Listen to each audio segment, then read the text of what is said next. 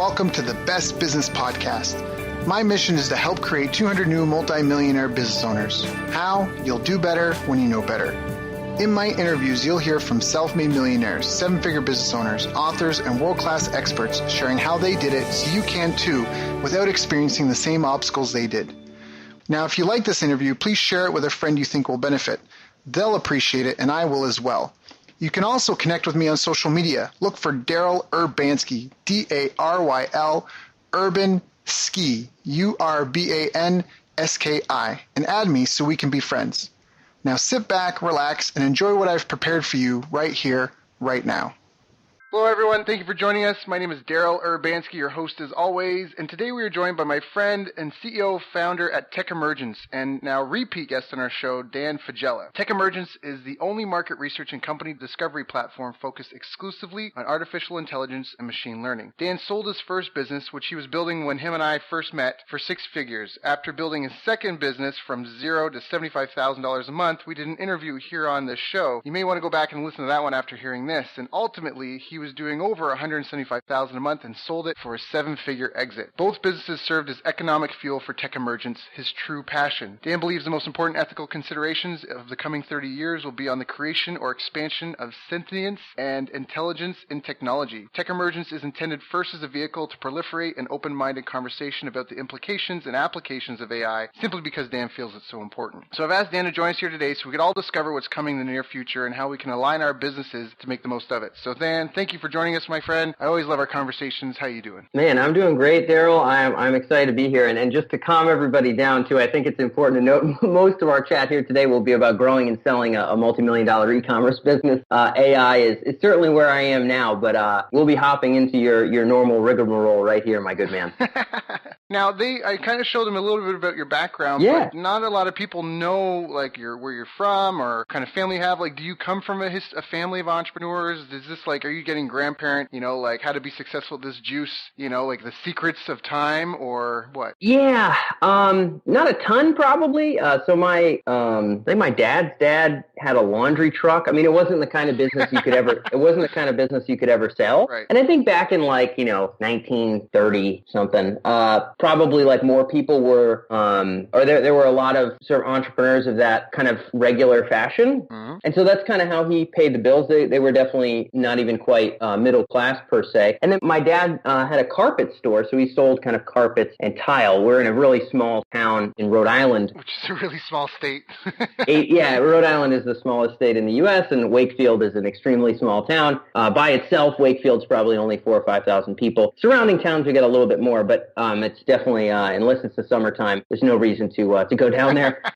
So, no major business wisdom in youth, but fortunately an emphasis on if you fail, really there's nobody else to blame. Mm. And so at least that kind of old school, immigrant, just hustle you schmuck, at least that kind of kicked in. But certainly no built-in insight, that's safe to say. Got it. No advice from youth about accounting and marketing and things of this nature. So then how did you even get started as an entrepreneur? Yeah, I was teaching at a jiu-jitsu academy when I was an undergrad in college, and they went out of business because that's what martial arts academies do.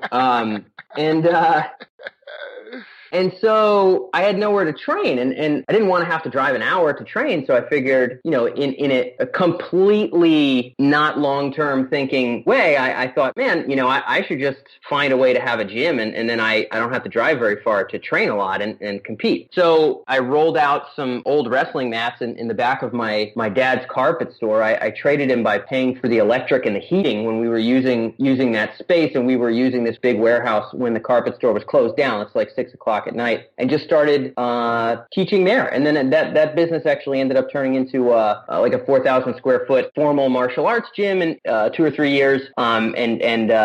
I sold that thing to kind of start the e-commerce game. So started off very, very haphazard, Daryl, very much like, man, I just don't want to get a job, and I think martial arts is more fun than delivering pizza. So that's kind of how I got off the ground. Right, and that's where we met, in the building of the martial arts school. Yep. Which was awesome. So that's and that's also even honestly in a short time period. This isn't. I don't even think we're at 10.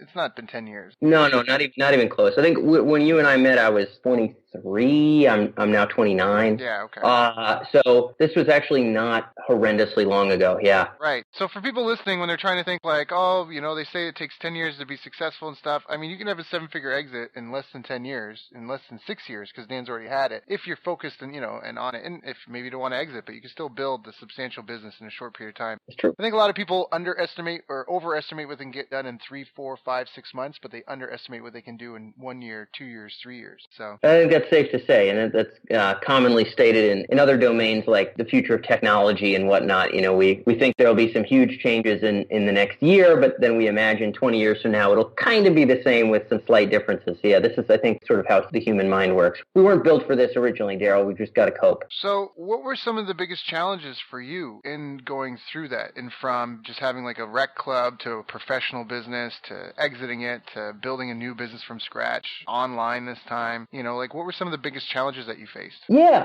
I think, for the sake of the audience that's tuned in and sort of what might be useful, I think, the transition from a physical martial arts facility basically just to fill the pressing need of having to pay for Ivy League graduate school and not having any other ways, to going into an e-commerce business whose goal, Daryl, from the get-go, the goal of Science of Skill, the company that I sold to fund what I'm doing now in the Valley here, from the get-go, the whole point was to build something saleable so that I could, move to the old San Francisco area without having to give away any equity in my company off the bat, at least not right off the bat. So that was the whole point. That's a big transition, to go from a very provincial 4,000 person town teaching people how to punch and kick and choke one another to an online business with recurring revenue that has processes in place that make it worth 90% cash down for a little over $1 million. It's definitely a different ballgame. So the biggest hurdles were probably off the bat learning kind of the required skills. So man, how do you like build a website? How do you what do you do with email? What do you use to process payments on the internet? All of these things were completely brand new.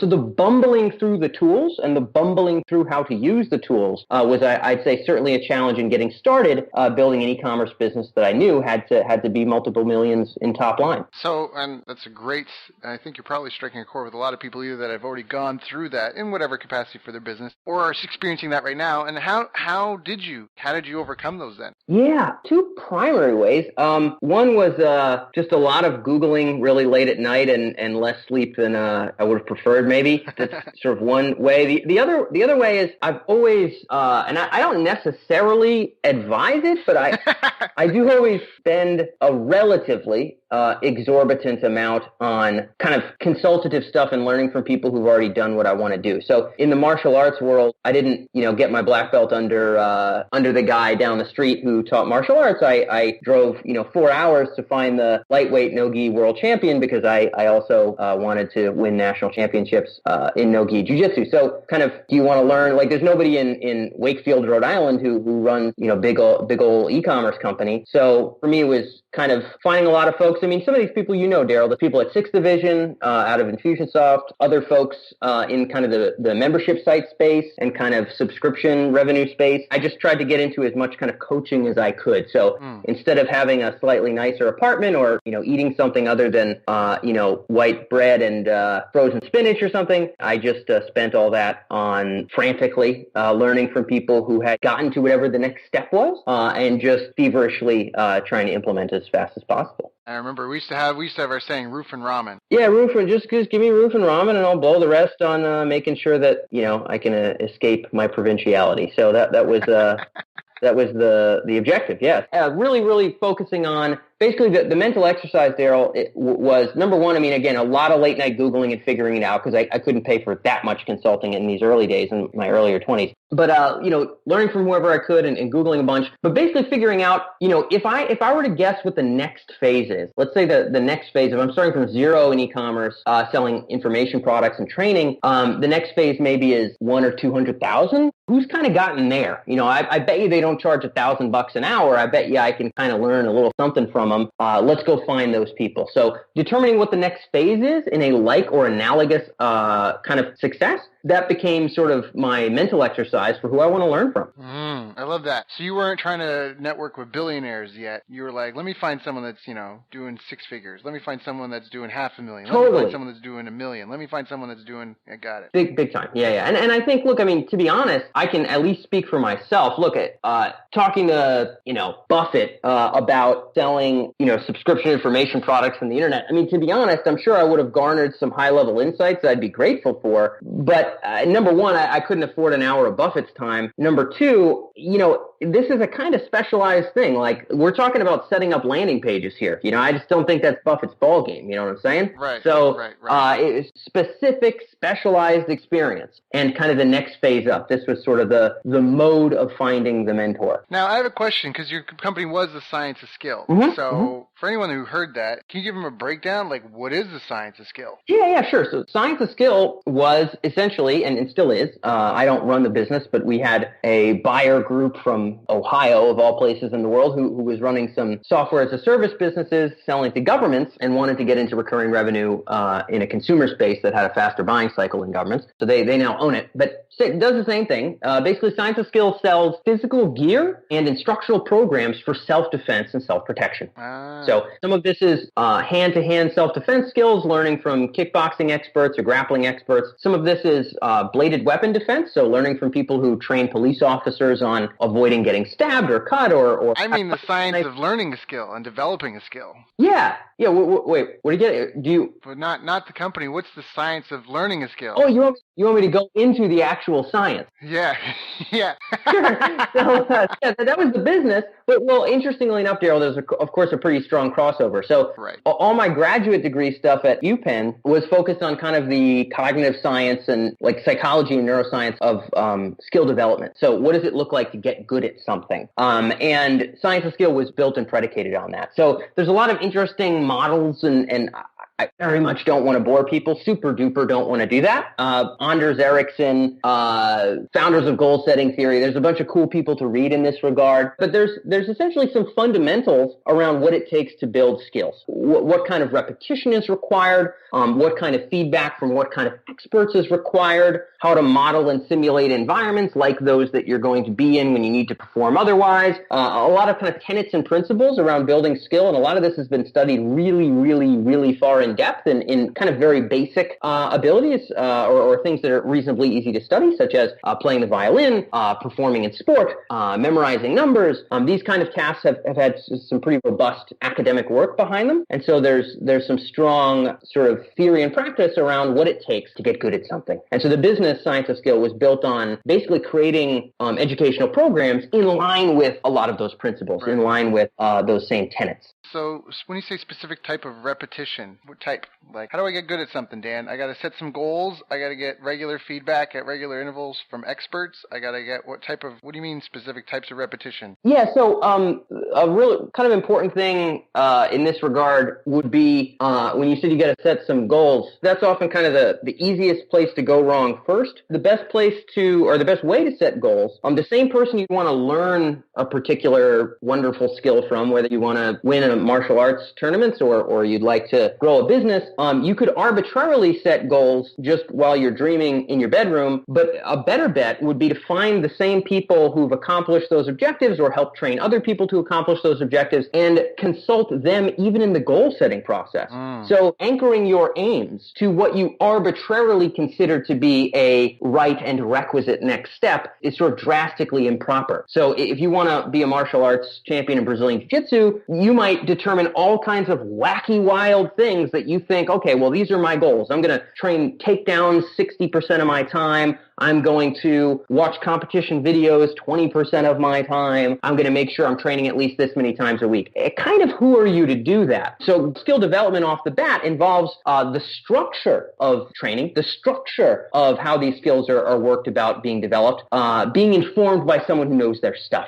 So if you want to grow a pizza chain that has 12 or more locations, you could arbitrarily determine what your first steps, next steps, and further steps are there, but it would probably be better advised to find someone who's done it. So goal setting off the cuff should be something that's referenced by experts, not just your training sessions.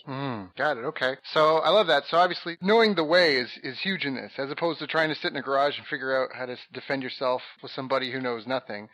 Better to talk to an expert. Definitely. The Bonaparte quote here is read over and over again the campaigns of Hannibal and Caesar and Frederick the Great, and you'll become a great general. Of course, at some point Bonaparte had cannons, right? Caesar didn't have cannons. You got to start thinking a little bit outside of the box. But generally, for step one, there's sort of been a guy who's done it. And in terms of how those requisite skills are cultivated, what kind of training and learning is required, it's generally very well advised to consult those persons who have evidence of those results you're looking for, rather than going to them with your own preconceived goals first. I say go to them to get your goals in the damn first place. This is sort of skill development 101. Got it. And then is it just the 10,000 hours?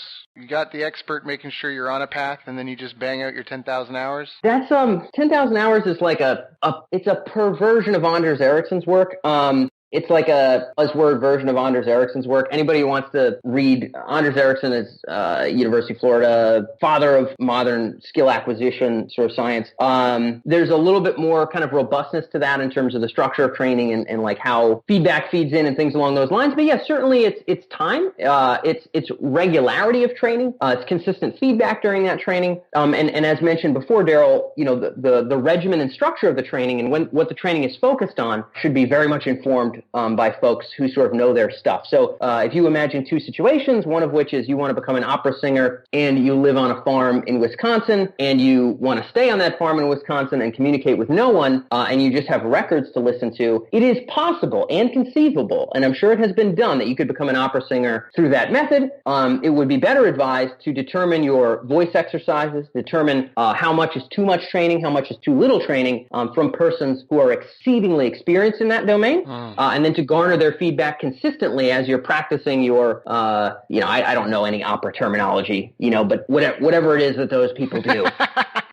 So it's, I literally, I don't know the word. Yeah, like your Barrettos and your some random Italian word for singing on a stage. Clearly not my life choice, but if that were your life choice, it'd be better advised to kind of riff off the bat with someone who knew their stuff. Sure. Okay, fantastic. Thank you. I appreciate appreciate you indulging my say, because I think that's important, because we talked about where you came from, talked about like your development along this path, and I think that will be really helpful for a lot of people. Because a lot of people have no idea. Remember when we talked about like black belt eyes, forgetting what it's like to be a new person at the gym? Yeah. A lot of people have no idea what it's like to develop a skill or the business. And so I think what we just honestly gave, and people hopefully were writing down, if not, they may want to re-listen and write it down. Might want to listen to this interview a couple of times. But you literally just gave them a formula there for how to accomplish anything, any skill that they want, really, Just have some time, have regularity of training, have focus in your training. On what? Well, this, have input from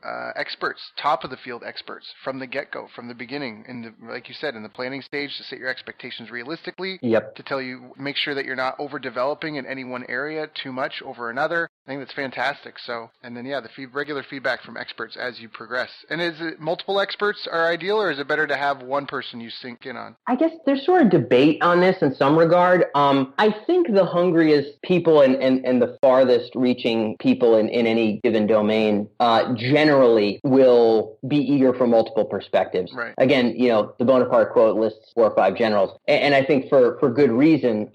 If you're going to overwhelm yourself and learn from 50 people, you're probably blowing it. Mm-hmm. But if you can garner from different people with different perspectives, I think that this is reasonably advisable. But if it becomes so distractive that you feel like you're being torn, you're probably crossing the edge. But I mean, in the martial arts world, Daryl, which you would understand, if you get some other world champion who's 2 towns over teaching a seminar, I mean, you're just going to go to the goddamn seminar. You know what I mean? Yeah. You're just going to freaking go. Like, oh, who cares? He's won a couple world titles. Like, yeah, I love my coach. I love my. Yeah. God bless my coach, right? But whatever, it is what it is. It's $50. I'm going to go learn, the way that this guy does his takedowns. I'm going to learn the way that he does his drilling. Yep. So I think that this is advisable in business as well. But yeah, the really important point, I think, which I know I've kind of flubbed in earlier ventures, is not consulting folks in the middle of the path, but consulting folks on sort of what path to walk down, what expectations to set, what your initial goal should be off the cuff. Right now for tech emergence, for example, Daryl, I'm building a different kind of business than the first two companies that I've grown and sold. And I'm having to learn systems and processes around organic traffic, systems and processes around editorial and content creation. And instead of sort of saying, well, I guess this is what it looks like to scale this process, I'm paying money to talk to people who've worked at Bloomberg and Vox and New York Times, etc. And just saying, hey, man, here's how our spreadsheets are set up to do such and such. Let me know what you would change. Let me know how you did it. Let me know what you would do in my shoes. And let me just anchor myself in some semblance of best practice. And I can innovate when it's time, but at least get me up to speed on what works here. I don't want to reinvent the wheel. So anchoring goals, initial processes, initial goals off of someone who at least understands the reality, I think is very much to be advised. No, it's a fantastic point there. I mean, I always say that's one of my favorite things about books is you could spend 40, 50, 60 years figuring out something for yourself, or you could just buy the guy's book or the girl's book and sit down for a few hours or a week, or a few days and pick up where they left off. You don't need to invest 40 years in that. Jim Rohn says that. He says you should spend your evenings reading the thoughts of like Plato and Socrates and all the great thinkers of the world. You could sit there all night and not think of that stuff on your own. Exactly. You may never arrive at like Aristotle's exact list of virtues on your own on a couch. Yeah, right. Exactly. Safe to say, or Pythagorean theorems. Assuming you didn't learn that kind of stuff in school. So for sure, and I think if you can't afford to go pay a bunch of consultants, and I actually couldn't, I just decided to do it instead of eat. Then books and the internet are kind of the free university of the world, or as close to free as it gets. So yeah, definitely, I'm definitely congenial with that. I'm guilty of purchasing more books than I can read. Yeah, me too. But it's out of that same eagerness. So, well, exactly. The book you don't own, you can't read, and the book you don't read can't help you. So the first step is you got to own it, right? Which means you're going to have. It's like in muscle building. If anyone here is in fitness, if you're trying to bulk up and add weight, you're going to put on fat too. You just, so you're going to buy books and you're going to pay for stuff that you may or may not use, but it's all part of the process. Right? Nice analogy, Daryl. I never heard that one, man. That's pretty good. Well, it's just real. So now, what's the deal with some of the habits you had that you felt helped you accomplish and have helped you accomplish that? Because not everyone can build a successful business, and then even when they do have a successful business, not everyone can exit it and find a seller and that the whole way through. So what habits do you feel have helped you and some of the other successful people you've seen on your path? Yeah. Now, just in terms of where you want to point the laser beam here, do you want to go into kind of like day-to-day work habit stuff? Do you want to go into more like business processes to ensure that sort of we're in place? Where do you want to knuckle down on like a personal level? Let's do both. Let's start off on the day-to-day you and then talk about as a business. Yeah, sure.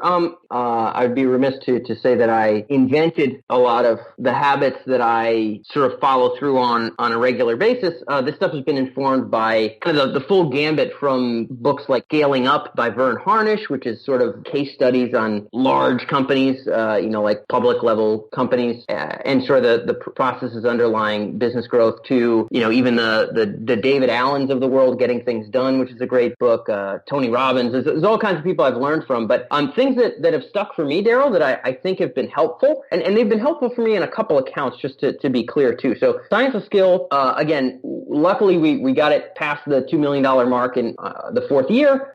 Should be in the Inc. 500, not the 5,000, should be in the Inc. 500, and did get an exit for that thing. Important to bear in mind that I was doing that at the same time as I was spending, another 20 to 40 hours a week on tech emergence. So that was a part-time venture. So Science of Skill was a part-time Inc. 500 venture. So very light on the sleep.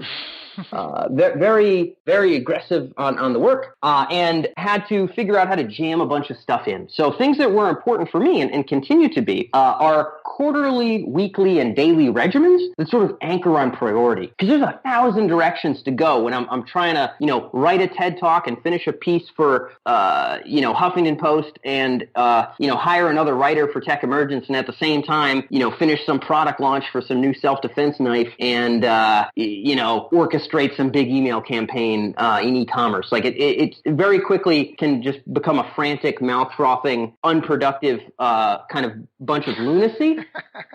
And I've certainly been there on a few occasions, but have been fortunate enough to learn and survive. So the quarterly process for me, Daryl, and this is sort of like, there's other like I could kind of distill other habit stuff, but really the rhythm is more important than like, oh, here's the cool, neat yoga trick I do in the morning. Like, I don't know if I can really care. Right. Like for me, the rhythm and consistency element of ensuring priority focus is a big deal. And those are going to change. Your priorities are going to violently change on a semi-regular basis in business. You're going to have to be forced to calibrate to that. But so long as you're inching towards the direction that progress is, and you can ensure that you're doing that, you can kind of make it through a lot of this junk. So the way that I like to go about that, there's a great book called Scaling Up by Vern Harnish that talks about these processes on a business level, but on a personal level, I kind of go through the same things. On a quarterly basis, the big game, Daryl, is really brainstorming, and this is actually something I do with the team. What are the major themes of improvement that in the next 3 months are most likely to get us to the sort of business goals that we presently have? So last year, getting multiple millions to the top line was a big deal. We definitely wanted to be more than 2 million in the top line. We had a certain amount in terms of profit margin that we wanted to get. And kind of to make it fun and kind of gun for it, we were going to try to shoot for the Inc. 500 thing. Eventually, I'm going to have to raise venture money, and it'll be better to say, in my 20s, I was in the Inc. 500 than it will be to say in my 20s, I won a national martial arts championship. Like VCs aren't going to really care about that. So have to have some sort of signal that I can create a return on investment. So those were some objectives. Hey, what in the next 3 months, what are going to be the major thematic focuses that are going to get us to those goals? So just examples for you, Daryl. This could be refining and improving customer service processes, getting our, and then boiling that down into tangible objectives. Okay, we're going to rewrite our templates for customer service. We're going to get our ticket time to less than 12 hours for every single ticket. We're going to, have a weekly training call for 90 minutes to go through tickets with our outsourced team to really refine and improve the more nuanced responses that have to be more dialed in than they are now. Okay, the next thing is we need to revamp, the store page, et cetera, et cetera. Go ahead. So you've got annual goals, and then you have quarterly kind of review that you do with your team, and you come up with quarterly priorities. Right? Yeah. 3 to 5 quarterly priorities or rocks Big that you're going to focus all your activity on. Yep. Yeah. Okay. You're right there. Yeah, you're using the rock term, right? This is that's like Stephen Covey's word, but Vern actually references it in Scaling Up as well. But yeah, exactly. 3 to 4 kind of core themes of this kind, which then get boiled down into doable tasks, whether it's a numerical goal that we're going to hit and or a project that we're going to complete within that given quarter. And then we go ahead and assign all those different projects, which are high priority projects. We've taken a lot of time to think about them. In my early days, I would have rushed and just set goals arbitrarily. This is a much more robust process to really think with the team, take a half day to really boil down what the hell do we need to focus on in order to succeed here and have everybody win, and then assign people to those goals. That's one. Number two, Daryl, is on a weekly basis to assign and sort to myself, and my team does this for themselves as well, what are going to be the core sort of doables that are going to get done in the next week. So what are the things that will be knocked dead by the time next Sunday comes to a close? And then to essentially draw those from a combination of 2 things. Number one, 3 things. What came up as a surprise? What maybe didn't get done last week? And what are our quarterly priorities, which really is the first reference. We got to look there first. So if there's something that didn't get done last week, but kind of nobody cares, let it die. And I think if you don't have a priority reference process, it's very easy to just frantically squabble on whatever sort of is unfinished, which is, again, a mode in my earlier 20s I probably would have resorted to, especially juggling multiple LLCs. So being able to weekly reference that. And then for me personally, Daryl, I don't really force my team to do this, but for me personally, I'll pick 3 of those that are sort of the big ones. So by the time next Sunday comes to a close, like if I get hit by a bus, if like everything goes wrong every single day, and I don't get done anything else that's on this list of 7 or 8 core things I want to get done next week, here's the 3 that are just going to get done. Like whether it means like I skip meals, whether it means I don't reply to any emails for 4 days, like I just don't care. Here's the 3 things that are going to get done this week, because this is what moving the ball forward looks like most. So in addition to setting some tasks for the coming week based on those three things I talked about, really figuring out what are the big boys that absolutely have to get done in order for anybody to be able to say, we are farther along now than we were last week, to ensure that saying that would not be a lie. So determining those core three is a big deal. And then kind of similar process to that, Daryl, and then I'll wrap right up here, is doing something similar on a daily basis. So when I wake up on a daily basis, I still do this paper-based. I switched to computer for like 6 months. No, it doesn't work. It doesn't work. I'm not going to play games, man. I still do a paper-based. It just is what it is. I feel like less of a person. I feel like terrible about having paper-based, but yeah, I feel like I consider it borderline a moral flaw, but at some point everything's going to be super digital and like in our heads, and I'm going to have to get used to get jacked into machines and stuff like that. I should probably adopt as much on the cutting edge as I can, but in terms of focus, it sort of boils down. I'll put some tea in the morning, and I will, on the top right-hand corner of a quarter sheet of paper, jot down what are the three things in that day, and one of them probably, Daryl, is one of the top three for the week. Yep. So, on Monday, there's going to be one of my big top three for the week I'm just going to want to kill by the time Monday ends. I want one of those things dead. So, what are the top three things even for this day? And then I'll also structure out what are all of my meetings, what do I want to get out of those meetings, what do I want to bring up in those meetings. So I'll kind of write down everything that's hard pressed already into the calendar and sort of exactly what I want to get out of all of those individual sessions, and then figure out what are the top three objectives for the day. And it's really an iterative process, but what it's let me do, particularly in the days of juggling multiple businesses, which I totally don't advise as a way of life, is a consistent reference to priority, not a consistent reference to what could be done next, what is left undone, but a consistent reference to priority. Right. In terms of habits, I couldn't tell you I have anything more important than a process of consistently referencing priority. Right. There's just sort of nothing more important than that for me personally. So you can focus on ignore the trivial many and focus on the critical few. Yeah, big deal, man. I mean, that's the ball game, and it's hard to determine what are the critical few, right? That takes this sort of calibrated quarterly, half-day, mega brain dump process to really distill those. But once you distill them, don't let go of them. When you hit the ground running with frantic effort, at least have that be pointed at the highest, wisest, most robust objectives that you have. Do that hard thinking. Put in the hard work to do that hard thinking, and then when you work, at least you have a North Star to chase down. I can't think of anything that translates across businesses sort of that's more important than that rhythm. Yeah, I think that's fantastic. Honestly, again, like I said at the beginning, people here might have, will hopefully have written some of this down or typed it down or something. If not, they may want to re-listen to this interview a couple of times. So now, Dan, let me ask about the exiting. Yeah. How do you separate yourself from the business and exit? How do you have a sellable asset? Because I know a lot of people get stuck in things like earnouts where they have to slowly, gradually relinquish ownership. Yeah. And then they get paid over like 10 years, and then really tough. Right. Anytime sign a danger, the buyer gets to back out and, so. Yep. How do you get favorable terms? So this is a great question. Everything's going to be a give and a take. So in the sale of Science of Skill, instead of trying to get somebody to pay 4.5 times profit, and then see what kind of terms they want to come up with, I decided that if I was able to get around 3 times profit, which is a little bit over $1 million at that time, and I got 90% up front, and I was really not obligated to do any additional work, that this would actually be favorable for me, because here in Silicon Valley, you don't wait 10 years to do things. So that was the way that I decided to skin the cat. So everything's a give and a take. That's one very important facet. If you want to sort of race things to the front in terms of payment, there's going to be kind of some chips to slide around the table in terms of who gets benefits on what. But another really important point, Daryl, is, and this was advice I got from a guy in an almost 80-year-old guy in the semiconductor industry who I was chatting with casually about the goal of selling this company about a year before I did. And he said some advice that I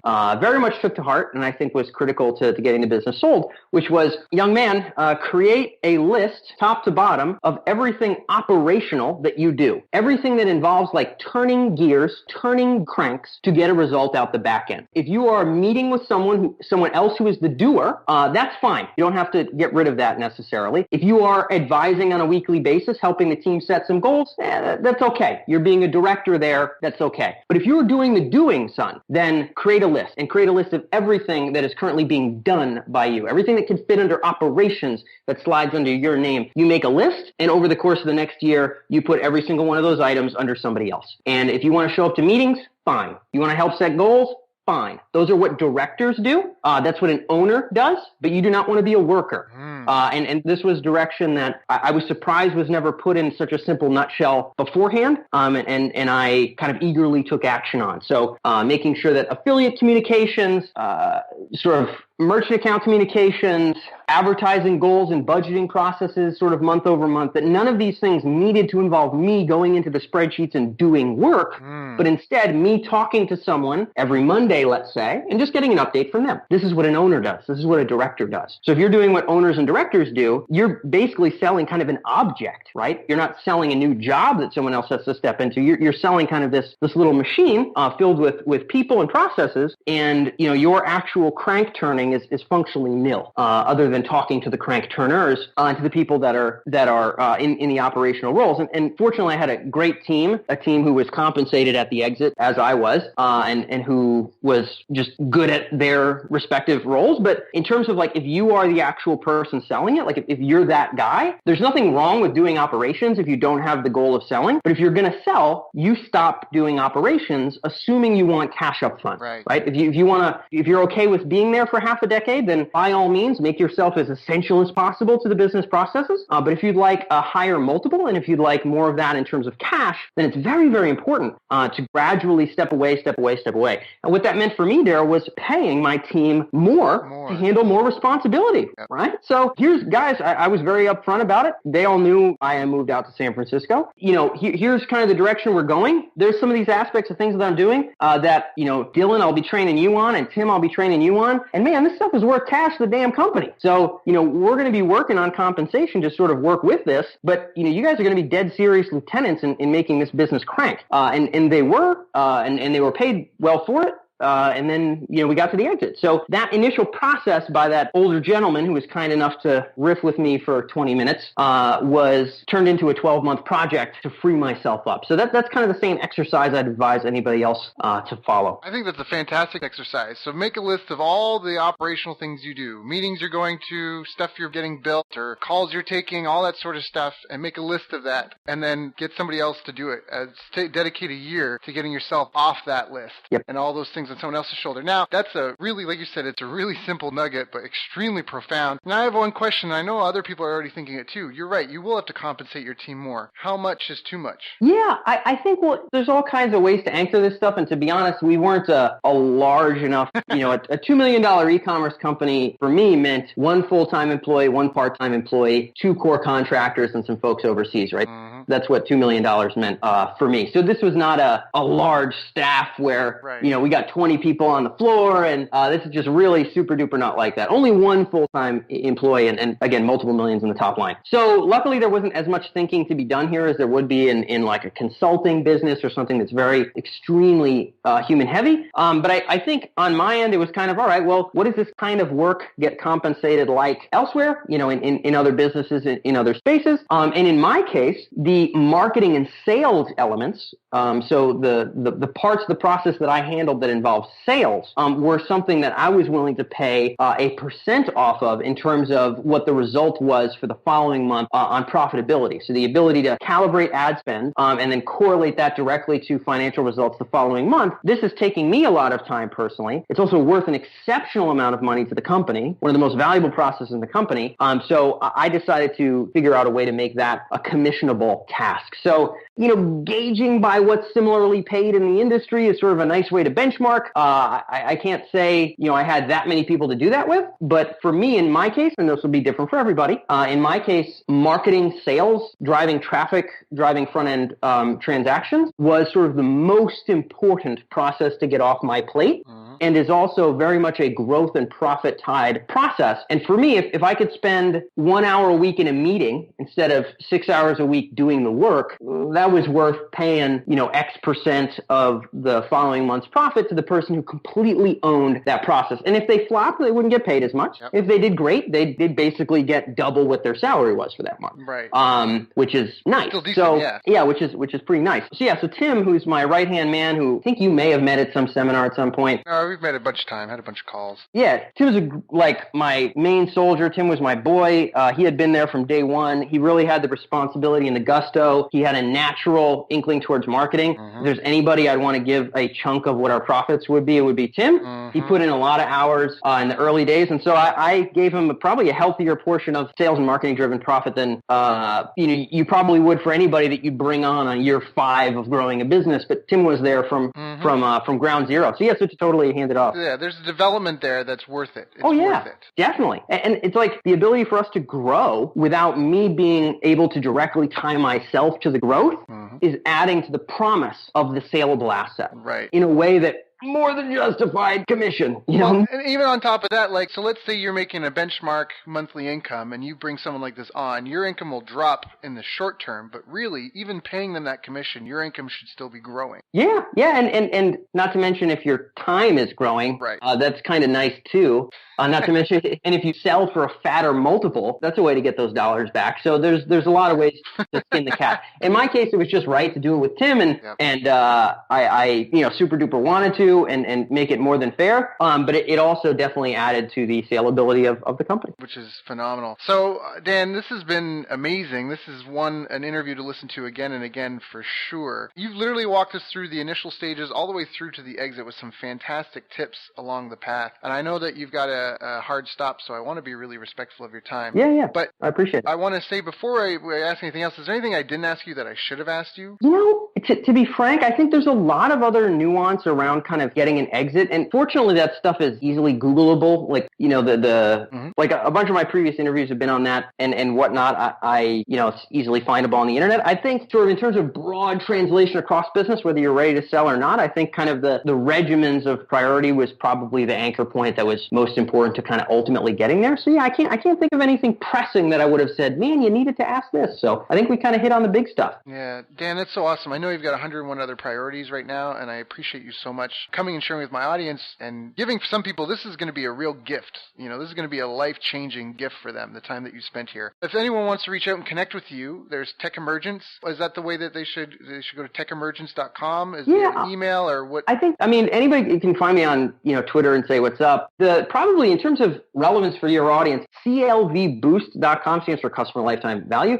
clvboost.com is where I still do some writing about marketing, internet marketing, automation. So the sort of processes undergirding the e-commerce business that we grew and sold, that's sort of the only place where I do my journaling and meditating on that stuff. There's a white paper on that page that is essentially sort of the fundamental email processes that got us past the 7-figure mark. That's on CLV Boost. So if people are like, this is the kind of stuff I want to use for my company, clvboost.com is definitely the place to go to just check that out. You can also, find my contact stuff there as well. Yeah, Tech Emergence is cool. It's artificial intelligence. The one report that would have been fun to riff about, but it wasn't our main topic, is sort of a recent report we did on the impact of AI in marketing. Daryl, I can send you the link to reference. Sure. It's much more relevant than the homepage of Tech Emergence. What should they Google to find it? They should Google Tech Emergence marketing? Yeah, marketing and AI or something like that. I mean, I'll zing it along on Skype here when we hang out. But I would say in terms of relevance for business and just kind of reaching out and being in touch, CLV Boost is probably the best place to learn the business stuff. And then otherwise, just, find me on Twitter, pop me a message, let me know you heard me through Daryl, and I'll be happy to hear from you. So that's about it for me, man. That's so awesome. Dan, it is always an honor and a pleasure whenever we talk. You're one of my favorite friends, and we both started way back then. Oh, yeah. Chasing each other. It's just been an amazing journey, and it's such an honor and pleasure to walk that path with you and just even see you shine. And I know that the most exciting thing is we're both just getting started. Like, that's the coolest part. We have the rest of our lives ahead of us.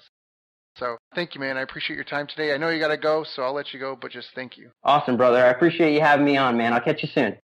You've reached the end of our interview.